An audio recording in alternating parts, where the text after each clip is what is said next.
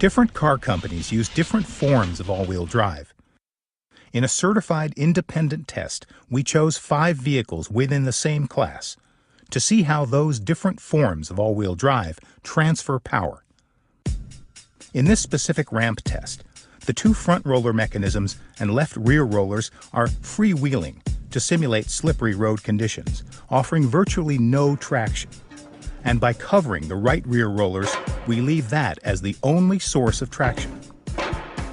The driver will maintain constant pressure to the accelerator, and once the wheels slip, each system should direct enough power to the right rear wheel to climb the ramp. First up, Nissan and its intuitive all-wheel drive system. In the intuitive all-wheel drive system, power is flowing to all wheels, and we can see it trying to shift more power to the right rear wheel, but it's not enough to move the vehicle forward. Next up, Honda and its real-time 4-wheel drive. Now, this is a front-wheel drive-based all-wheel drive system, where all the power is in the front until it detects slipping. And only then is it transferred to the rear wheels, but there's clearly not enough power to climb. Let's see how Ford and its intelligent 4-wheel drive does.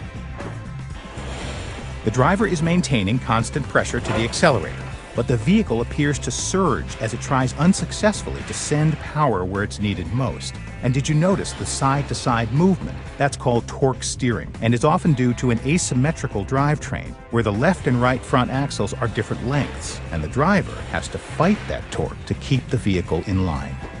How about Toyota and its on-demand 4-wheel drive?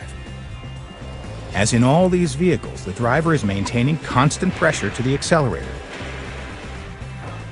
But listen, the engine speed changes as the system tries to take control from the driver and transfer power to the right rear wheel, but there is not enough power to provide the traction it needs. Finally, let's look at Subaru and the symmetrical all-wheel drive system. With power flowing continuously to all wheels, it senses the loss of traction and sends more power to the right rear wheel, allowing it to find its grip and move the vehicle up the ramp.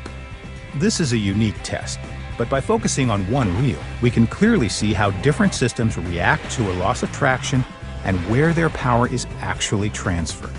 Ideally, an all-wheel drive system should be able to direct power where it's needed most. Symmetrical all-wheel drive does exactly that, and this system is standard in every Subaru vehicle.